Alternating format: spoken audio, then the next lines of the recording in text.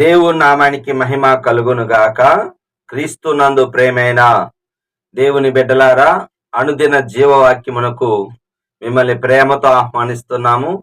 ఈ దినము మే నెల 1వ తేదీ. లేఖన భాగము లూకా సువార్త 22వ అధ్యాయము 54వ వచనము నుండి 71వ వచనం వరకు. దేవుని యొక్క వాగ్దానము 61వ వచనము. అప్పుడు ప్రభువు పేతురు వైపు తిరిగి చూచెను. హల్లెలూయా. అవును, పేతురు బలహీన స్థితిలో ఉన్నాడు.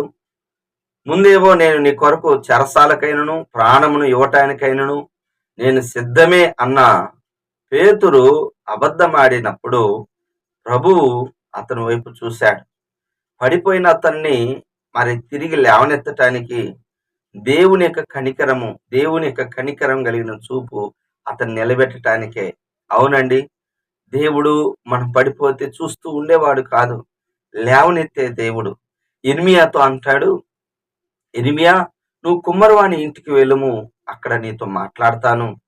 అవును, కుమ్మరివాడు సారి మీద కుండను తయారు చేస్తున్నప్పుడు అది విడిపోయినప్పుడు, చేయి జారిపోయినప్పుడు ఆ మట్టి ముద్దను ఇసిరివేయడు కానీ తిరిగి తనకిష్టమైన పాత్రగా వాడుకున్నట్లుగా ఇజ్రాయేలు ప్రజలు మన్ను లాంటి వాళ్ళు నా చేతిలో ఉన్నారు. నువ్వు దేవుడి చేతిలో ఉన్నప్పుడు ఒకవేళ పడిపోయావు అనుకుంటావేమో, కానీ నువ్వు పడిపోలేదు. తిరిగి దేవుడు నీ వైపు చూసి నిన్ను తిరిగి లేవనెత్తే దేవుడు.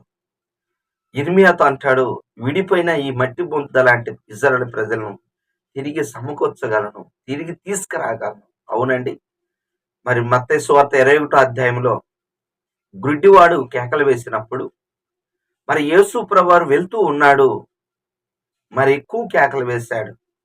అయినప్పటికీ ప్రజలు గద్దిస్తున్నారు, ఉరకుండమంటున్నారు. కానీ ఇంకా బిగ్గరగా కేకలు వేస్తున్నప్పుడు యేసు ప్రభు తిరిగి అతన్ని చూసి పిలిచాడు. రా అన్నప్పుడు తీసుకొని వచ్చారు. నీకేం కావాలి అన్నప్పుడు, నాకు కనుదృష్టి కావాలి అని చెప్పినప్పుడు, నీ యొక్క విశ్వాసం నిన్ను స్వస్థపరుస్తుంది అని చెప్పి అతని యొక్క కళ్ళు ముట్టి స్వస్థపరిచాడు. అవును, మనము ఎప్పుడైతే దేవుణ్ణి అడుగుతామో, దేవుడి వైపు మనం కేకలు పెడతామో, దేవుడు చూసే దేవుడుగా ఉన్నాడు. అవునండి, దేవుడు చూస్తున్నాడు.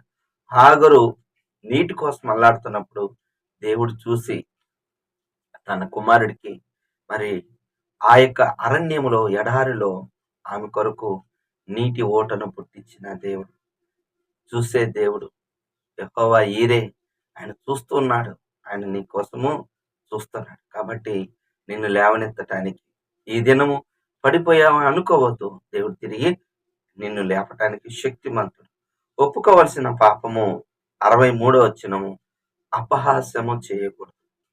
అవునండి, యేసు ప్రభు వారిని ముఖం మీద గుడ్డ వేసి పిడిగుద్దులు గుద్ది నిన్ను ప్రవచించిన వారు ఎవరని అపహాస్యం చేస్తున్నారు.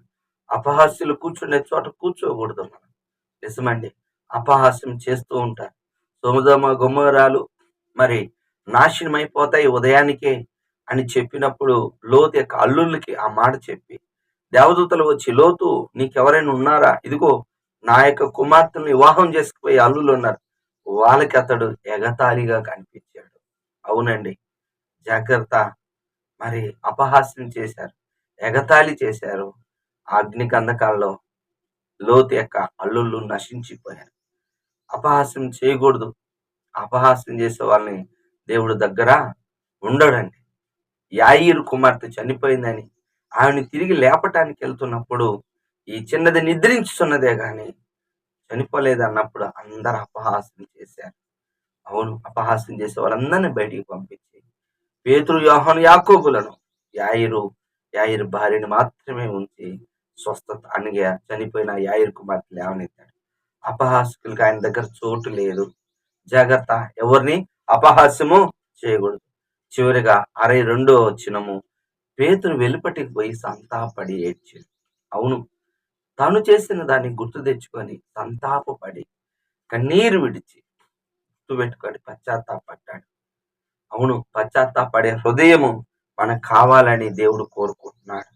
ఇంక వెన్నడూ కూడా పేతురు అబద్ధాలు ఆడలేదండి. ప్రభు కొరకు మరి తల్లకిందులుగా సిలువ వేయించుకున్నాడు. పశ్చాత్తాపము ప్రభు దగ్గరికి సహవాసంలోకి నడిపించింది. పశ్చాత్తాపడాలి.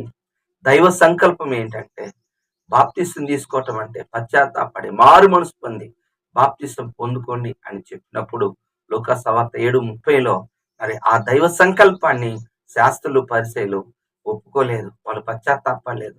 మరి వేశ్యలు సుంకర్లు అందరూ పశ్చాత్తాపడి దేవుడి దగ్గర పాపాలు ఒప్పుకొని మరి బాప్తిసం తీసుకుంటుంటే శాస్త్రులు పరిసయ్యులు తీసుకోలేదు. సహోదరుడా, సహోదరి, మన పాపాన్ని మనం ఒప్పుకున్నప్పుడు మళ్ళీ తిరిగి అంటుకడతాడు దేవుడు. ఆదాము అవ్వలు ఒప్పుకోలేదు కనుకనే తోటలో నుంచి వెలివేయబడ్డారు. ఒప్పుకున్నప్పుడు దేవుడు గొప్పగా దీవిస్తాడు. దావీదు ఒప్పుకున్నాడు. తిరిగి కంటిన్యూ అయ్యాడు. తన తరానికి, తన బిడ్డలకి రాజరికము వచ్చింది. ఈరోజు తిరిగి మనం అంటుకట్టబడటానికి, సహవాసంలో ఉండటానికి ముఖ్యంగా కావాల్సింది పశ్చాత్తాపం. ఆ పశ్చాత్తాపడి మనం దేవుణ్ణి సమీపిద్దాం. దేవుడి మాటలు దీవించును గాక. ఆమేన్. ప్రార్థన చేసుకుందాం. ప్రేమ కలిగిన తండ్రి యేసయ్యా, నీ వందనములు, స్తోత్రములు, స్తోత్రములు, స్తోత్రములు నాయన. అయ్యా, కృప కలిగిన తండ్రి, దయగలిగిన దేవుడా, నీకు వందనాలు, స్తోత్రాలు. అయినా మేము పశ్చాత్తాపడే వాళ్ళంగాను ఉండునట్లుగా కృప చూపించండి నాయన. నువ్వు మా వైపు తిరుగుతావు నాయన, మమ్మల్ని తిరిగి బలపరుస్తావు తండ్రి. అయ్యా, ఈ ఉదయ కాలంలో నాయన బిడ్డలని బలపరచు నాయన. అయ్యా, పేతురు పడిపోయినా తిరిగి లేవనెత్తావు తండ్రి. అయ్యా, తిరిగి అతన్ని చూసావు తండ్రి. అవును నాయన. అయ్యా, మమ్మల్ని చూడండి, మా జీవితాల్లోనైనా నాశకరమైన గుంట నుంచి లేవనెత్తండి. అలాగని ఎవరిని అపహాస్యము చేయకుండా మేము జాగ్రత్తగా ఉండే కృప మాకు అనుగ్రహించండి.